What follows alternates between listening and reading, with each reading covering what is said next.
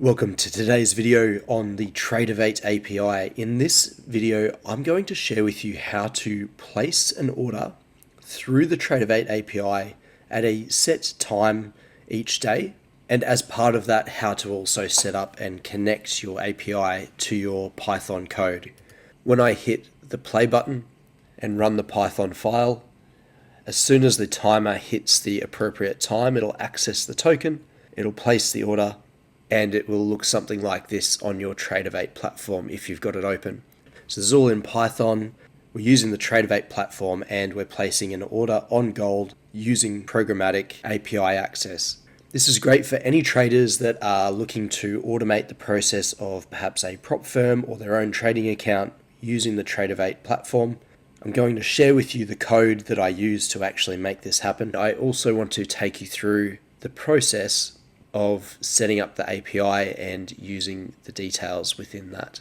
So go up to the application settings in the top corner, go API settings. We can see here we've got a couple of APIs already. This one I'm using is called test. The API key CID is 4490.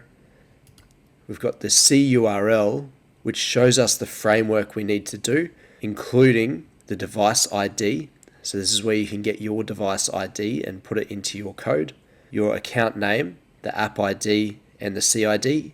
What it doesn't pull across for you is your password or your secret from the API, which I'll show you how to get shortly. As you can see, the device ID is input, and the client secret is something that you have to put in as well, along with your password. So just remembering to put all of those through.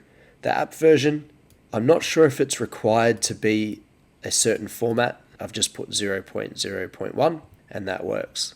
I'm just going to edit the permissions just so you can see what permissions I've got working. I've turned them all on basically so that it will always just work how it needs to. So contract library, orders is definitely required because you want to place orders. You want to be able to check positions. So looking at the profit and loss and that kind of thing. Account information, user information, account risk settings, alerts, market data, and chat. So they're all on for this particular test API. Let's generate an API key. I'll call it tutorial API, and we'll just say full access, read only. So allow sending orders with no market data subscriptions. So this might be required. So if you're using a different data source than what the Tradovate is working with, this might be required. You can choose to protect with a dedicated password. So I'll tick that to show you what it looks like. If you create the password, you will need to put that into your Python code.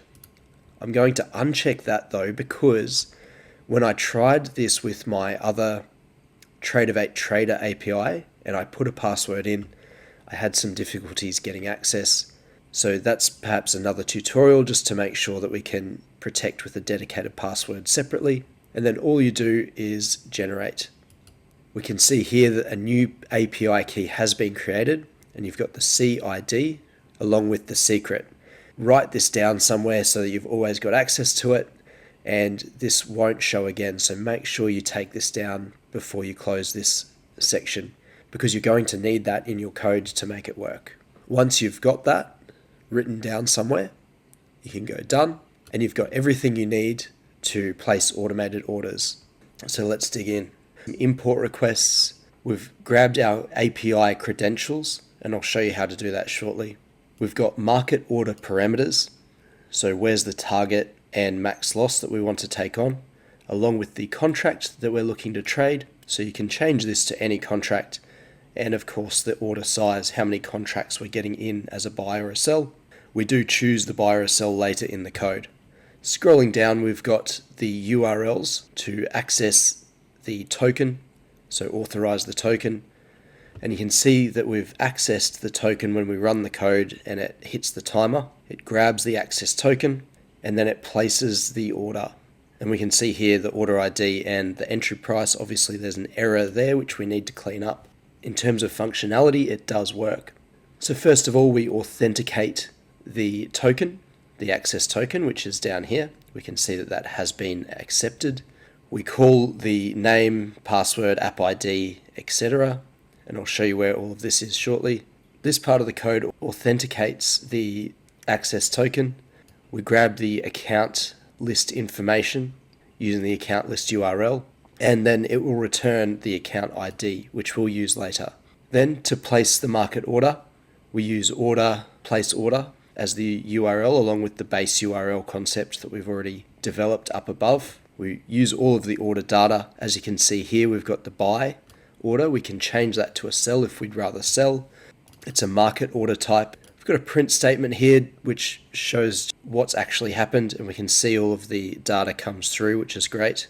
And then this code basically just runs that process. So it'll place the order based on some future information that we provide.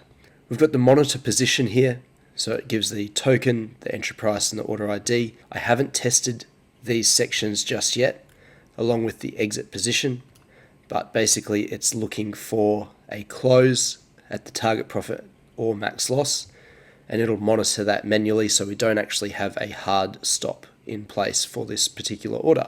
Schedule the order time. This part basically sets the time zone, so we can change this according to the UTC, so that it converts it to the appropriate time zone that you're in. So you've just got to work out the hours difference and perhaps minutes if that is appropriate as well. And then what I do is to test it, I just put it 1 minute ahead of the current time. Or what you can do is if you want to trade at a particular time, say 10 a.m., that's going to, just the 10 there as well, that's going to place the order, provided your code is running, it's going to place the order at this time. Give or take a couple of milliseconds because it does go through and access the token and run through the other code. Here's the schedule as well, so it schedules it at every day at said time. Let's say you've got a particular strategy that you look to buy or sell at a particular time each day. This code can basically do that for you. We've got here the GCZ4 contract. One contract has been purchased.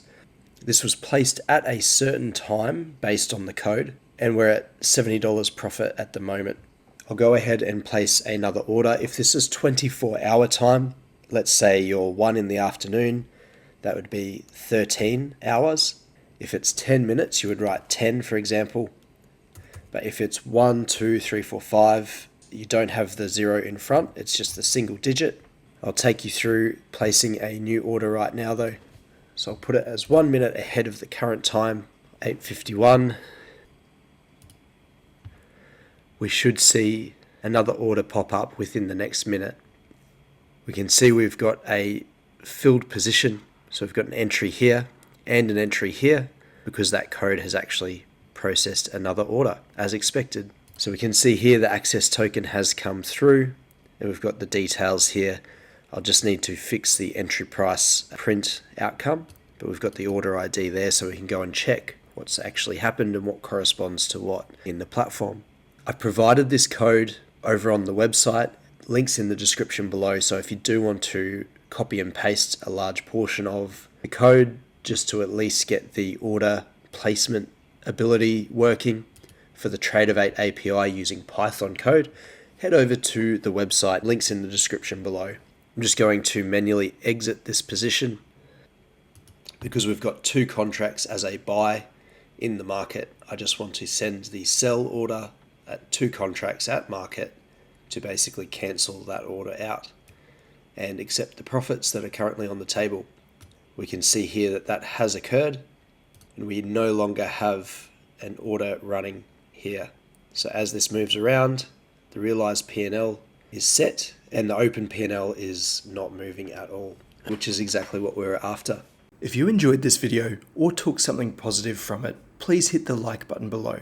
It lets me know this is helping others. To see more great content like this, please subscribe, hit the bell icon, and stay updated with the latest.